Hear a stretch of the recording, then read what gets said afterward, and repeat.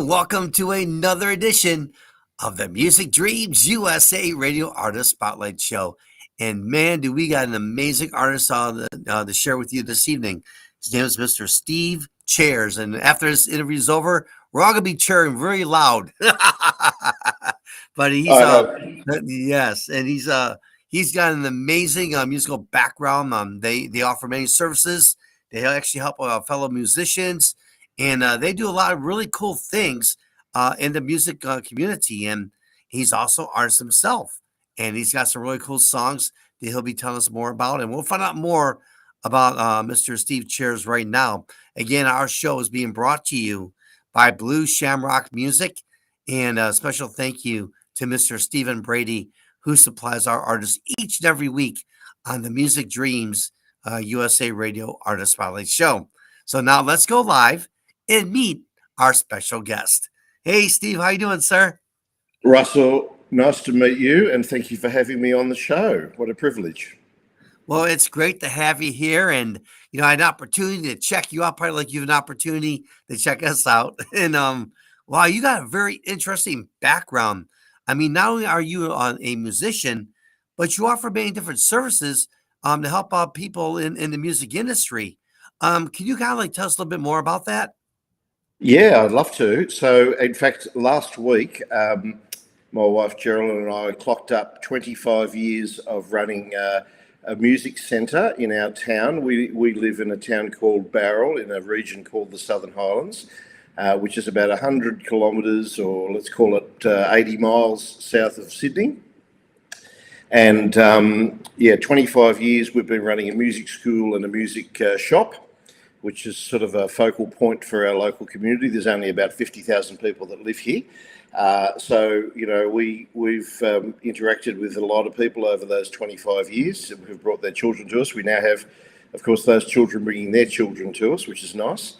And we still have a 14-year-old, so we've got a bit more juice in us yet, so we're not quite finished. Before that, when we moved from Sydney to the country, I was running an artist management and technical sound and booking agent business in Sydney, as well as performing myself. But for the past 25 years here, so we've been running the music centre, and in between, I do a bit of music. We've got, we've always got 20 plus teachers, musicians here on staff. So at various times we have little projects going. We had a band going for a few years, did a few releases with that. And then over the last 15 or 20 years, I've been doing just my own thing as far as recording and songwriting goes, mainly. So, and then the occasional interaction with my good friends here. So, and we also do a lot of theatrical work, community theatre here. So it's non-paid work, but we work with a group of wonderful people here in our region that put on really great theatre shows, and we get very strong support from the community. Thousands of people come to the shows, and that's all for love, which really for me, Russell, is the key. You got to love what you do. Absolutely. And speaking about that, do you have any success stories that you could share with us? I mean, whether it be from your musical career or from the score, anything like that. What success stories can you share with our audience? Boy, that's a very broad question, because everyone's idea of success is a little different. Look, my latest release here in Australia has been the most successful in terms of exposure. We have an airplay chart here in Australia that's been running since I think the late 80s, that records what radio stations in Australia play and releases a top 40 every week. And of course, now that you're not really selling records and things these days, the charts that talk about airplay, are the best feedback. So I've released many songs over the years, and it took me a long time to get onto that chart, because like anything, you've got to pay your dues. But with my latest album, the first three singles off it in Australia went to number 5, 4, and 3, respectively, on that chart. And I got a royalty check last week, actually, which is the biggest I've ever got. So it sort of confirms that system works, which was lovely. It was a very nice surprise. So I think for me as a songwriter and a recorder of music, that's probably I've just been thrilled with the response to the latest songs that I've released in Australia. Gosh, there's so many things whirring through my head, in terms of things I've done, particular gigs I've done, being nominated for awards, even though I haven't won any major ones. But everything's a thrill, Russell. I wake up every day and I think, gosh, what will I do today? So for me, every day is an achievement. What makes you love music so much? I've loved music since I was little. I have memories of being 5 years old and standing in the front of my kindergarten class, leading the singing. I have a mother who was a nightclub singer before I was born. I have a father who, although he wasn't a musician himself, had a brother who was a musical arranger, band leader, and a sister who was a wonderful musical theatre performer. So from my earliest times, I was surrounded by music. I have older sisters who used to, as teenagers, whilst I was still little, buy the latest releases of the day in the 70s, and I would listen to them and play them to death. I remember playing the soundtrack for Jesus Christ Superstar to death, I and remember that one. I love that. that really was a significant thing for me as a child. Listening to Carly Simon albums and James Taylor albums in the early mid 70s. And then once I started to get a bit of pocket money when I was about 10 or 12, starting to buy my own vinyls. And there was a show in Australia that started in the mid 70s called Countdown, which all the people my age in Australia will know. And it was like a top of the pops type thing that everybody watched every Saturday and Sunday night. And that had a significant impact on me. So, look, it's just something, I've moved into sort of church circles for a while as a young adult, and I was always performing there. And as a school teacher, I was always teaching the kids in the school songs that they might sing at church or just generally.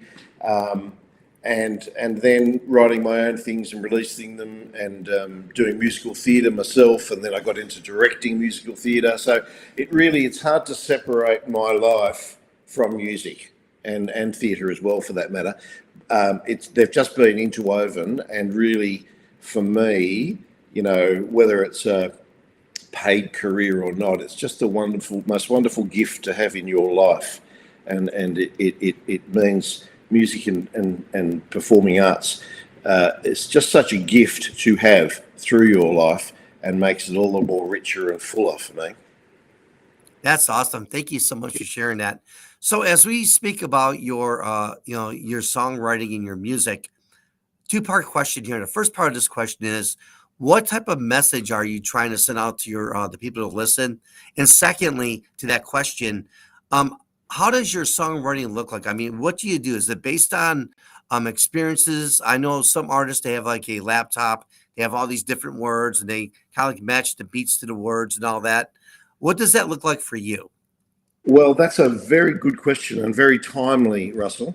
I just want to add to that previous answer, sorry, just really quickly, that, what's been really wonderful too is the people that I've met and shared my journey, both famous and non-famous along the way. You just meet wonderful people when you move in musical and theatrical circles. So it's very important for me to throw that in. Now, to the songwriting, it's interesting you should ask, because 2 weeks ago, my family had a little holiday. School's just going back, summer vacation's just over here in Australia, going back yesterday and today. So a couple of weeks ago, we had a week away in Queensland, which I guess would be, for those who don't know, your California, Southern California. So we went off to Queensland, and we got on the plane, which was about a 3-hour trip. And I realised that I'd forgotten to download any music onto my phone. And I thought, what am I going to listen to? I don't really want to sleep. And I went into my messages, my voice messages, recordings, notes on my phone, and realised that since my last recording detailed recording session for my last album, which was coming up to 2 years now since I recorded, not released the album, I had about 50 bits of songs on my phone. So my method is often, funnily enough, to wake up in the middle of the night with a song in my head, and I grab my phone and I sing it, or if the guitar's available, I just play it onto my phone and then I forget about it. So I had about 50 things on my phone, and I went through them on the plane, and most of them thought, "Oh my God, that's bad. I can't even hear what I'm saying." But there was half a dozen things that I liked. And so over the last week since we've been back, I've actually been writing for the first time in about 12 months, and I've finished a couple of songs that I'm happy with. My method is different to probably most musicians. I start with a melody, and if I don't have a good melody, I throw it out. And I tend to then come up with a topic or a line. The latest one I've written is called Roller Coaster, about a girl I met a couple of years ago in a theatre show who was just living life to the full and just moving around the whole time. And that's how she lived her life. And in the months that I knew her, she was ecstatically happy and extraordinarily sad, and sometimes both on the same day. And this was someone who was just really living life to full and riding it. So I just had the idea, okay, her life is like a roller coaster. And I came up with a melody, and I just put it onto my phone, and then I forgot about it, and I came back to it in the last week or two. Then I finish the structure of the song, a melody for the verse and the chorus, a middle eight, arranging, and in that process start to think of a few words that fit.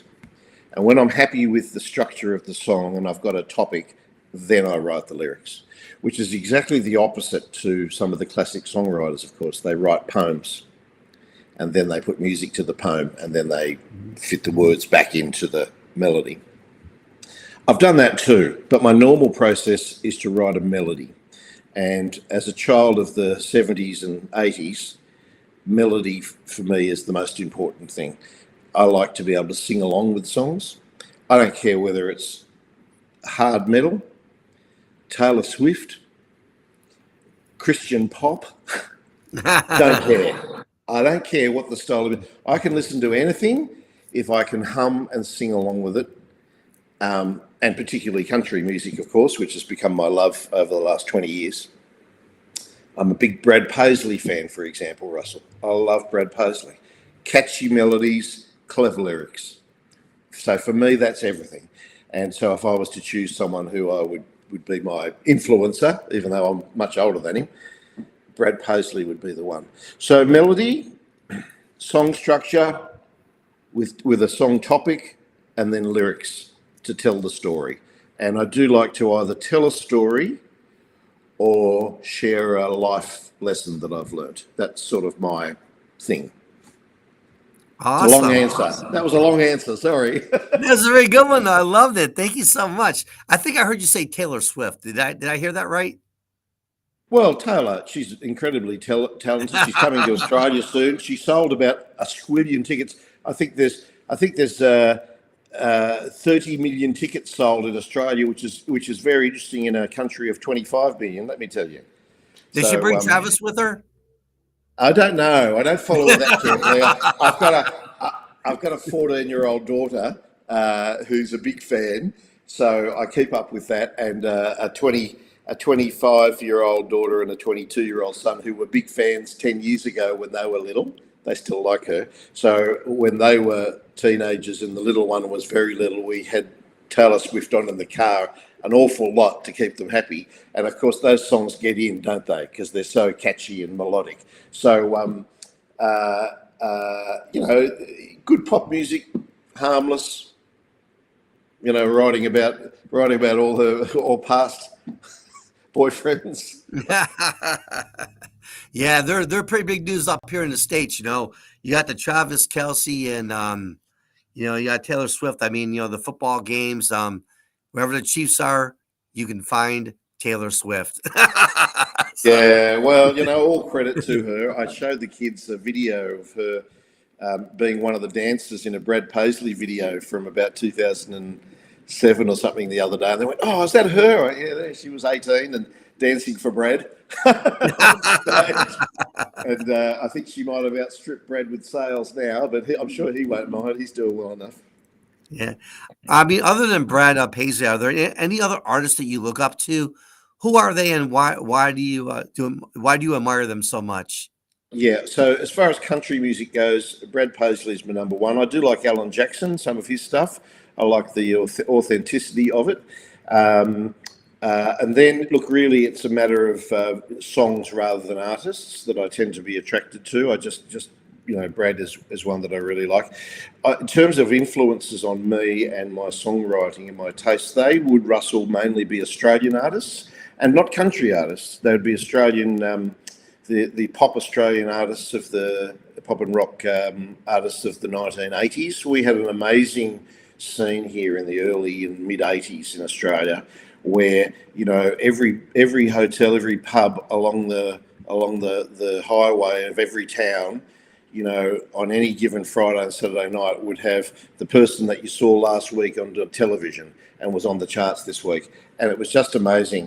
And we had, I'm trying to think of, bands that made it internationally so that, your American listeners would know. So people like In Excess, right? People like Midnight Oil, people like Men at Work, right? These are the ones that would be familiar with it. Well, like there was 200 bands that good in Australia, but only, those ones, let's call it Air Supply. They're slightly different genre, I guess, with the love songs, but the Little River Band, those bands that made it internationally. Well, there was 200 of them basically rotating themselves around the country, and of course Australia is as geographically large as the States, but with only a fraction of the people. So, these bands would just be going from town to town, from city to city, constantly playing. So, as a sort of a 18 to 22-year-old, every weekend it was like, well, who are we going to see? And in our little area growing up, there'd be every Friday or Saturday night, there'd be 4 or 5 options to go and see bands that you'd seen on television or on the charts. Cold Chisel, Jimmy Barnes would be one that made it in the States as well. So all of those bands and the whole sort of the top 40 scene in Australia in the 80s was very melody based, very sing along, catchy song based. And in the early, in the sort of the mid 70s in Australia at least, and probably in America as well, pop music and country music really were the same thing. You'd have in the top 10, you'd have 5 songs that would now be considered country songs. Creedence Clearwater, they weren't considered a country artist, but they are now. They'd fit well and truly within that genre. So that's what I grew up with, is what I'm getting to. I grew up with a whole lot of popular music in Australia, Australian bands like those ones I mentioned, whom I still love and listen to, and many are still around going. Listening to their music and just loving it. I was listening to Men at Work last night over dinner with my family. Oh, there you go. Awesome. That's awesome. So now that we're talking about music, let's do a little bit of a comparison here. So back in the day, when you first got into it, to like fast forward to today, you got Jelly Roll, you've got Morgan Wallen right now, some of the newer country music stars. What is your thought about the music industry right now? Do you like it? You don't like it? I mean, from where you first started to where it is now, I mean, what are your thoughts about that? Well, it's a double-edged sword, isn't it, Russell? It is. The whole industry has been turned on its head by streaming. And, we can go back to, Napster 20 years ago, who were doing it, as it turned out, illegally, to people, the leaders of the music industry now, as well as a major record company, is really led, if you want to use that word, controlled, if you want to use a different word, by Apple and Spotify, isn't it? So, and others. But on the one hand, people like me, who in my early years, used to be going constantly cap in hand to record companies and managers and booking agents and saying, "Oh, please, will you listen to my song?" And being rejected time and time again. Mhm. We don't need them. I can record here in my own premises something better in quality that was released in the 70s or 80s. Now, that doesn't mean I can do it as well as a studio in Nashville or the producer I use here in Australia. They do wonderful jobs and it sounds a lot better than if I did it myself. But I don't need a record company.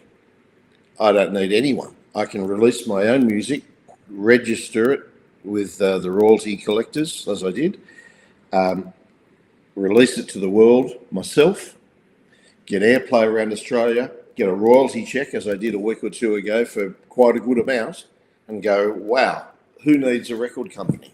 Right? Mhm. On the other hand, and that's all because of the streaming services and the things that Apple and Spotify provide. I have many fans in the States that listen to me online and write to me. It's wonderful. I love getting those emails, right? And, if they listen to me constantly for a whole day and listen to everything I've released 3 times and they play me 300 times, I'll get 30 cents for that. Mhm. So if I was doing that like Taylor, 30 We're million talking times a 30 day, that would be great. But the reality is that, artists like me and all of them have CDs under their bed that we can no longer sell. And it's no longer useful or necessary to make a CD because you can reach the whole world via the streaming services. If that was possible to make something anywhere approaching an equivalent of selling your stuff in person, that would be wonderful. So the negative side of that positive is that the money for sales of your product now have gone. That you rent your product to these big companies who don't actually produce the product themselves, just promote it. And whereas say my last album I sold several hundred of and paid for the recording of it, now that's impossible of. So it's impossible to do. So and instead, I might get $50 in streaming over a few months instead of selling several $1,000s worth of CDs. So that's the negative side. But I mean, that's progress. That's technology. That's always been the case. There's always change. There's no use complaining about it. I would like to see it a new system. And interesting, we're talking about Taylor Swift. Some years ago, Taylor made a stand, didn't she, against the big streaming companies and said, well, you're just not paying enough, so you can't have my stuff. And I think as a result of that, they increased what they pay. But it's almost impossible now for a non-famous person to make a living off selling their physical music. So that's the downside of the industry now, and I think that needs to be addressed. Before it used to be you would play gigs for very little to sell your product. Now we have to sell our product in order to get gigs to be paid. So the whole thing is turned around on its head. So, unless you're just totally doing it for love, which, I do really, but now, when someone says to you, come along and play to these 2,000 people, it'll be really good exposure for you. Well, it's like, what's the exposure for? Because they're not going to buy my CD. They're not going to. So the only way, if you want me to keep doing this, the only way for you to help me keep doing this is to pay me a reasonable fee for performing live. So, like I said, it's gone around the other way, whereas people used to get away with saying, I got an audience of $5,000. You need to come and play because you'll sell 100 CDs and make $3,000. Great. Not anymore. So that's sort of my feeling about the industry now. There's wonderful opportunities for people, and you're no longer held to the powers that be, in one sense, but making a living for anyone who's not a sort of a top line artist is very difficult. You've really got to be committed and organised and playing live. Wow. That's awesome. So now let's talk about the new artists. Now, these are the people just breaking into the music industry. I mean, as you know, I mean, you and I have been in the music industry for a very long time. And I know from experience that there's a ton of competition in the music industry. So Yes. how do the new artists, how do they compete to get their name out there, to get known so they can, continue with their dream?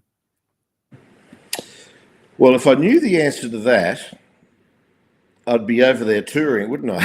Yeah. That was a trick question.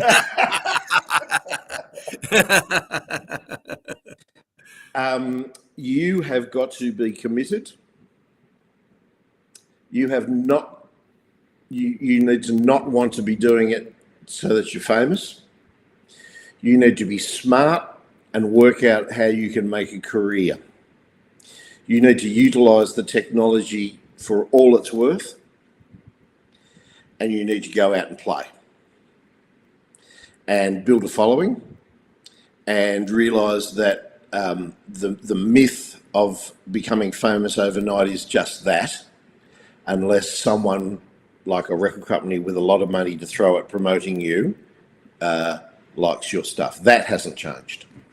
But there are plenty of people out there who, in Australia, I can think of a whole lot of people that you wouldn't know that play regularly, are rewarded, with awards for our major awards like your CMA awards. We've just had ours here, and this year I noticed there are a whole lot of newish artists on there that have just stuck at it, kept releasing their product, kept playing live, kept chipping away, whenever there's some publicity and exposure to be had, like doing interviews like this, they're onto it. And it's the ones that want to commit to a career that are successful. And it's the ones that think that it's still possible to become famous overnight and rich and famous overnight. It's those ones that give up. And it is possible, but it's also possible to win the lottery. We've got a $200 million lottery this week, and everyone's buying their tickets. And the guy on the news this morning said, your chance is 150 million to 1 of winning that prize. Well, it's a bit like that in the chances of getting famous overnight in the music industry. I think it's about the same. It's a bit of a mirage. It is possible, but it's unlikely. You have to be marketable like a Taylor Swift to have that. But even she, she's been doing it all her life and working hard, so all credit to her. So that's what it takes, Russell. It takes commitment to a career, not the goal of being famous quickly, I think.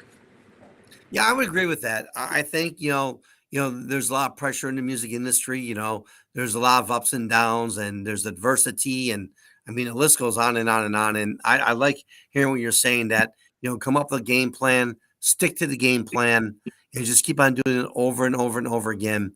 And then if you do, I mean, you never know, like just even like our show right now, you never know who's watching the show right now, right? Even if you're listening to your music, you never know who's listening to your music. It could Totally. be the call. It could be, it could be the opportunity of a lifetime. So I love hearing you say that. And thank you so much for sharing that. Well, I said earlier, I get emails from America. I always drop some of my songs on this site. It's an American-based site. I think it's called Number One Music, and they've got quite a large listenership. You don't get paid for that, so I just drop every album. I drop a couple of songs on that because I know it's got quite a large listenership. Because I don't know whether they charge for it. I don't actually know how it works, but it seems to have a lot of listeners. And every week I get a message or two, an email from someone in America saying, wow, I've listened to this song 5 times today, and it's just really inspiring. For me, there it is right there. That's all I need. All right. If I've written something, because I do tend to write sort of, some of my stuff you probably put in the area of pop psychology, because as a young man I did a psychology degree. So just life observations, pop psychology, and a lot of my stuff, that's how they sound. One of the guys I play with regularly, he talks about the gospel according to Cheers when he plays with me, just making fun of me. But I do like to sort of share what I've learned in songs, and when someone writes to me and that has meant something to them, that's it right there. That's the payoff, Russell, right there. Awesome. How can our listeners get in contact with you, and how can they listen to your music? Well, despite what I said, they'd go onto Spotify or Apple Music. I've got probably about a dozen homemade music videos online. They're not all there, but they're there. A lot of them are there. As far as listening to the music goes, there's one album that's not online at the moment, but I need to address that.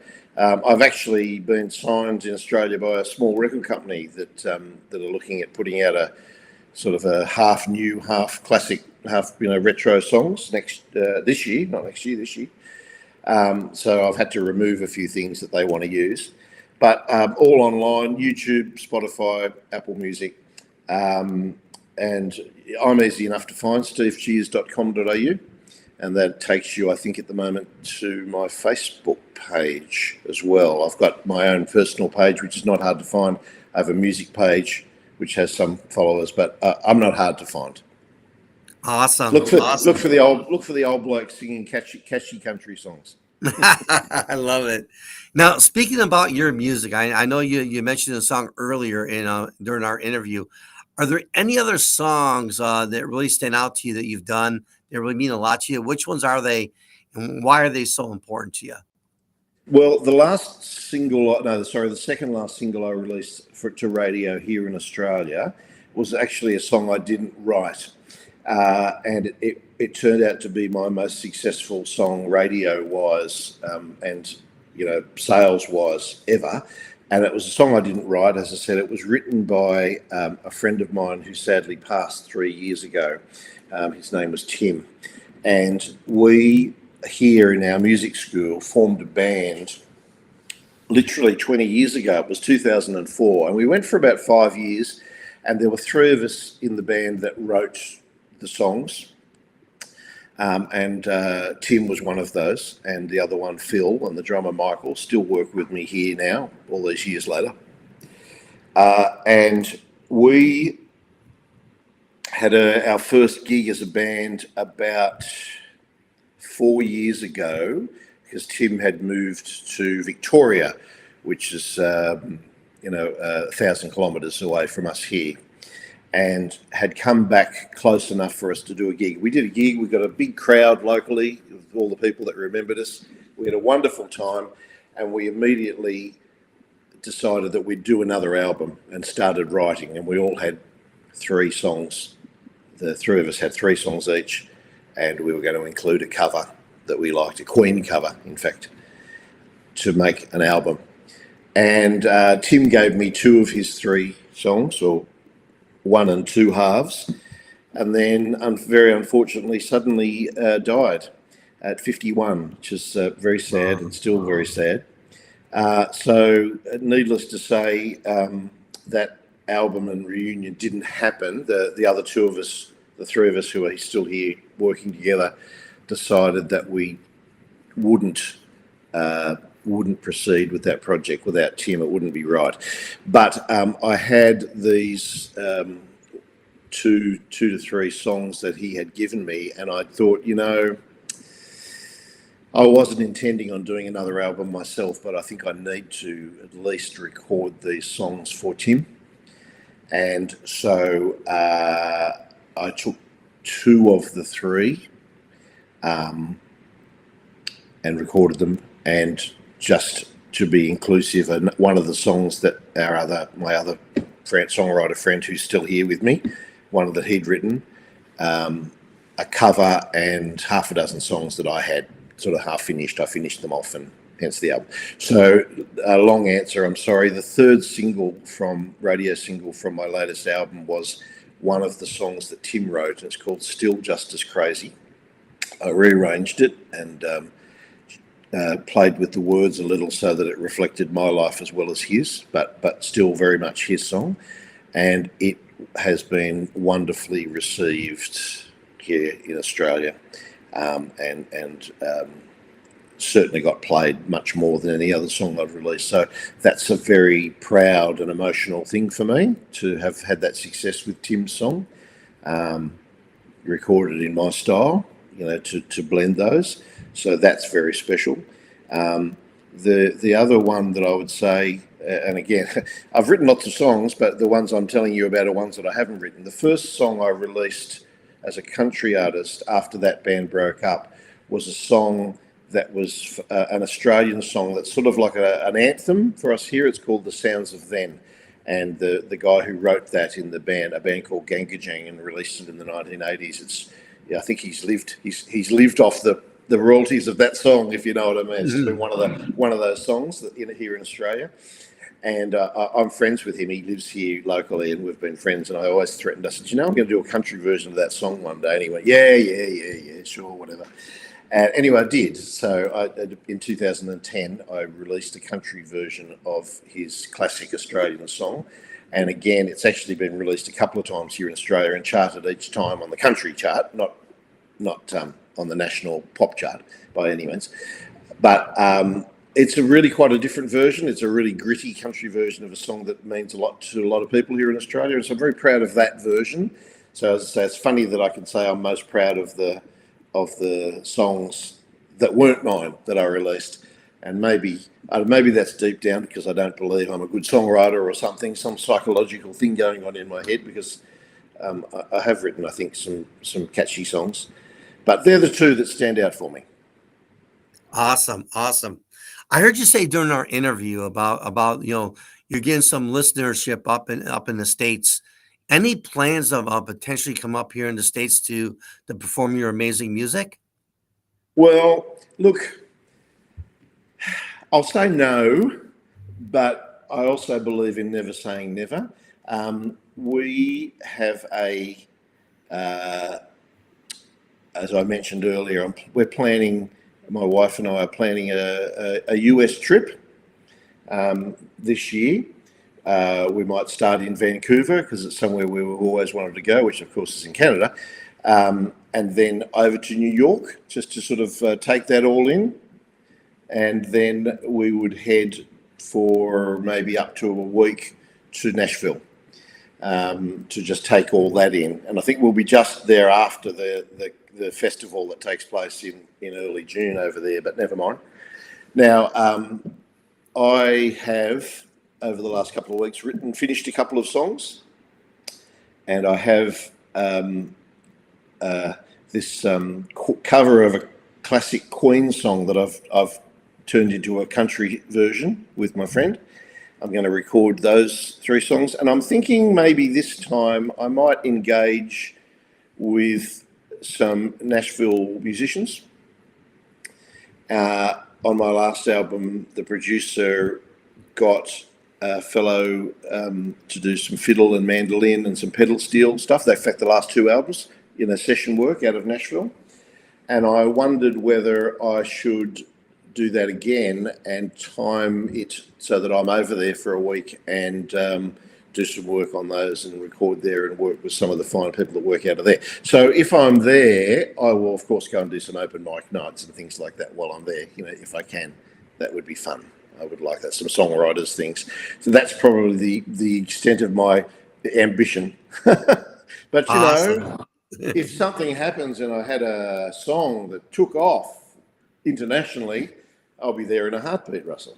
There you go. Hey, make sure now we're up in New York too. We have our studios. We're broadcasting live right now from Niagara Falls, New York. So if you're in New York, make sure you stop by the studio. We'd love to have you come on in. And hey, you definitely check out the Carolinas now.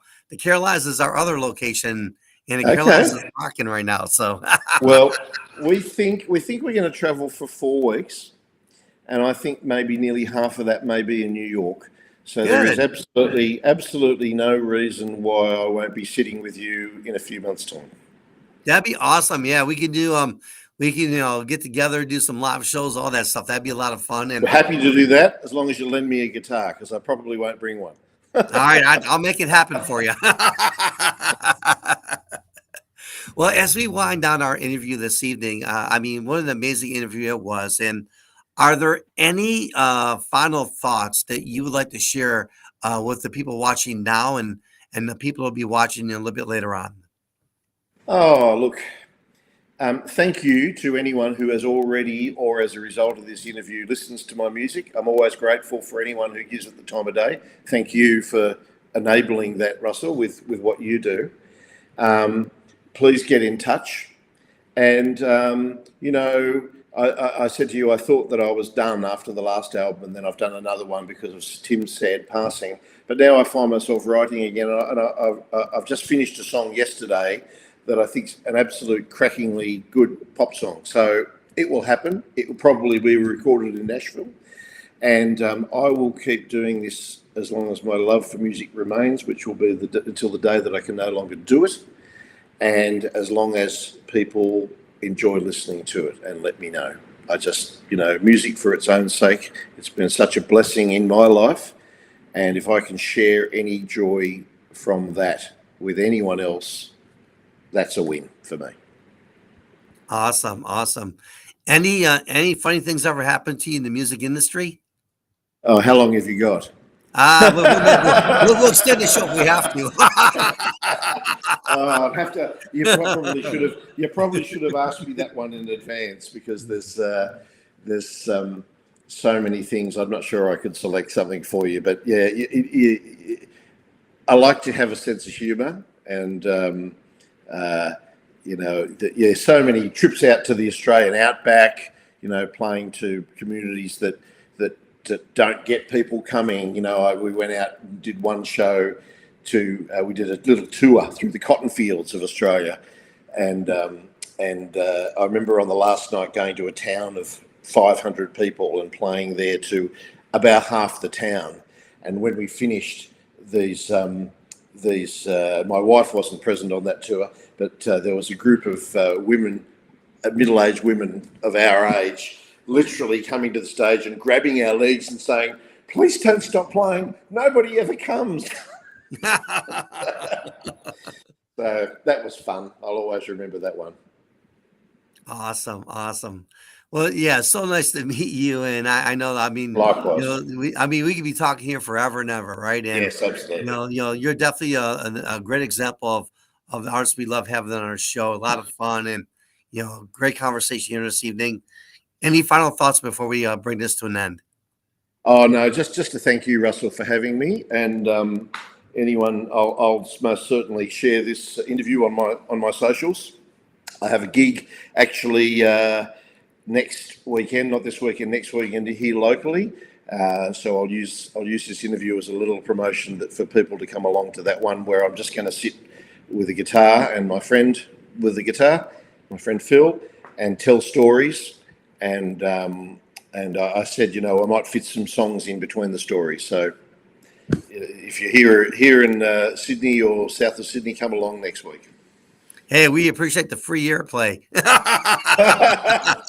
Always, my friend, always. Yes. Well, again, much success, and thank you for making music great in all that you do. And it's so nice to meet you. And again, our show being brought to you by Blue Shamrock Music. And special thank you once again to our friend, Mr. Stephen Brady, who supplies our artists each and every week here on every Wednesday.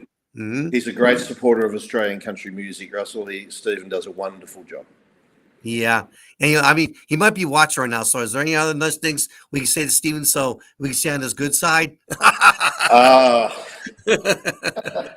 I'll resist the urge to be facetious. I'll just say he does a wonderful job, and I really appreciate his support in all he does. And you, Russell, and I do look forward to literally sitting with you in June sometime when we come to New York. I can hardly wait. Our studios, the door will be open for you, and we'd love to have you, and it'll definitely be a lot of fun.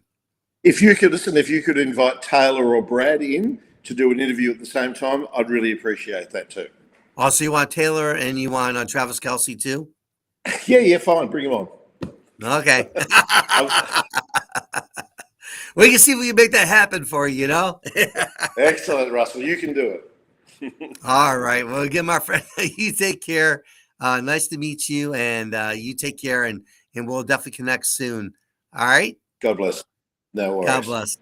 All right. Once Thanks, Russell. again, ladies and gentlemen, thank you guys so much for listening this evening to the Music Dreams USA Radio Artist Spotlight Show. You can check us out each and every Wednesday, 6:30 p.m. Eastern, right here live. And each week we'll have a new artist. And again, a real special thank you to Mr. Steve Cheers. I mean, what an amazing gentleman he was. Great interview. We learned a lot about him. And he's definitely would like to, maybe consider him as a music icon. All the things he does, making music great. So again, thank you so much for listening. Until the next time, make sure you join us on the Russell K. Alexa and Shauna Brown Morning Show. You can watch that weekdays from 7 a.m. to 9 a.m. Eastern. Just go to musicdreamsusa.com or download the Alexa app and enable it and just say, Alexa, play Music Dreams USA Radio. Until next time, take care and have a wonderful evening.